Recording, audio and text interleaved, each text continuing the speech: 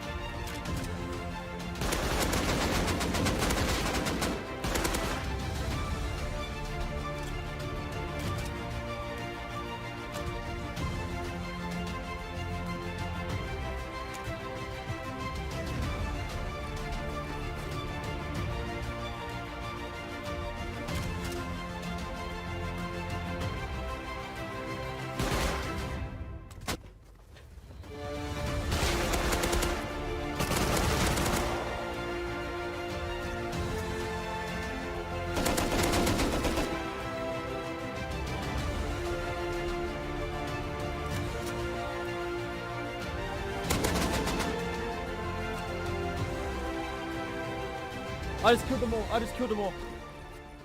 At this point he loots up and runs away with what he can carry. Now you might be thinking that he just hit his headshots and was in the right place in the right time, and whilst that's true, there's actually a lot more to this clip than you might think. Let's start from the beginning.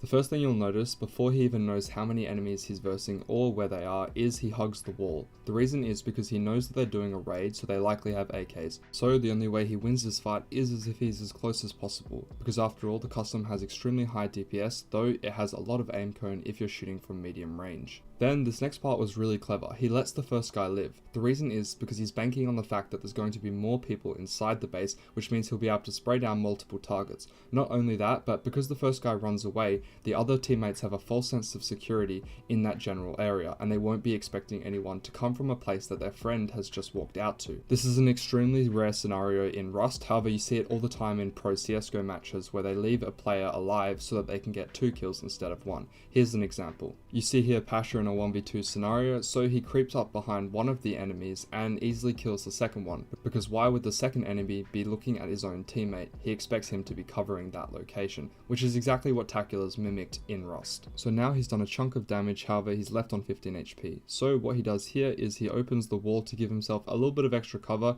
He quietly meds whilst listening for footsteps. Then when he hears footsteps in front of him, rather than taking an extra med, he opts to take the 1v1. The reason is because he's going to have Peeker's advantage if he takes the fight now. In case you didn't know, Peeker's advantage allows Tac to choose when the fight plays out. So in this example, he's using the fact that there's a stone foundation to head glitch to choose when he wants to take the fight.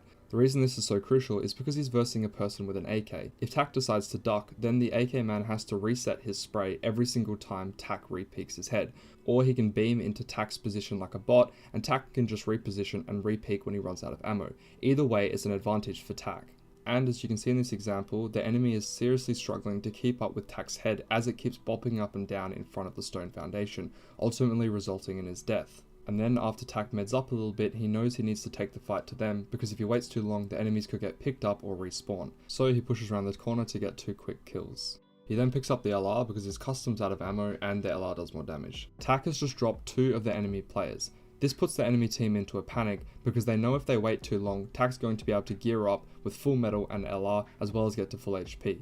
So instead they're panicking and they want to push him because he's only on 40 HP with the hazmat suit. And because Tak can hear the panic via footsteps, he's easily able to peek around this corner in order to catch the enemy off guard. Because the enemy's panicking, he's not scoped in his gun and instead he's running. As you can see, Tak gets off around 4 bullets before the enemy even fires back, and because the return fire is in a panic, you can see that he doesn't hit any of his shots because he wasn't scoped in the first place. And for the last kill, there's only 1 enemy left. The last enemy knows that he's the last one alive, so instead of rushing frantically around the corner, he holds his position. This means that if Tak wants to win this fight, he needs to do a slow peek rather than a fast one, which he did previously. And as you can see the case, Tak does a very slow peek around the corner and manages to win the aim duel. The reason he wants a slow peek is because he knows the enemy is going to be holding rather than pushing frantically. As well as the use of his headset, he can hear that's the case. That's it for the first clip. Let's look at another one. Oh, full kit, full kit. Empty or something. Oh, We on need the to rock? loot Goss's Yeah. kit and go. Loot it then. I'm full. Whoa, so many other, back with other boys, Heaps, Yeah, heaps. Okay. They're pushing hard. Yeah. I'm walled. Close? Yeah. Yes, Yeah, close. right. One dead. He's dead. There's one at the spawn, and one ran right. Dead. No, I'm dead. One at the spawn, I think. I killed on Oh, the one. 3 to the left of the balloon. Oh, what the fuck? Wait, we need to back off. Going 3 times. One on the rock, dead one at on the balloon. rock. On the rock. Dead at the balloon, one at the wall. Yeah, one's going right with LR. I don't have any walls. Dead on rock. Nice. There's two. There's one Okay, guy there's there 4 covering under me you. bolt. 4 under that big rock right there. Hit twice on the rock. Um, Kill one more. One dead. Get one down here. dead. Rock. Headshot him. Dead. Nice. Nice. In this clip, you can see Tak engaging in what I would call medium range AK PvP. In order to do well at this, you need to have good aim, communication, and positioning. Obviously, his aim is a laser and his communication is just fine, so I'm going to be talking about his positioning. Because most of his footage is edited and clipped, it's kind of hard to justify his positioning. However, I can make some reasonable assumptions in order to justify my claims. The first kill's pretty standard. He's got a high wall to his right which covers him from any enemies shooting from that further back rock. And after he gets the kill, he repositions vertically behind the high wall, likely because the enemies are going to appear from the same spot as the previous one, but also so that he can dance from left to right in case he gets attacked from either side. Next up, he knows there's going to be players coming from the walls in front of him, so he crouches behind the ridge of the mountain so that he can peek one person at a time. See here how the ridge of the mountain covers up the right side of his screen, meaning that the player at this wood high wall won't be able to peek him. Therefore, he gets the 1v1 aim duel and manages to win it, and then and only then, once he's won the first fight, he peeks the second guy at the right side of the wood wall. Then he spots another enemy at a high wall, so when he's spraying at the guy at the top of the rock, he crouches behind the terrain rock so that he can't get sprayed from the guy on the left.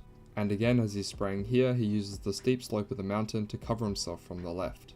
And then when he sprays at this new guy on the left, he uses the high wall to cover himself from the enemy which he sprayed at previously. Because he only hit him 2 times, he knows that the enemy is likely to peek him on his right side. The final clip's very short, however it has one technique that Tak does a lot and it's very effective, so I wanted to show it off.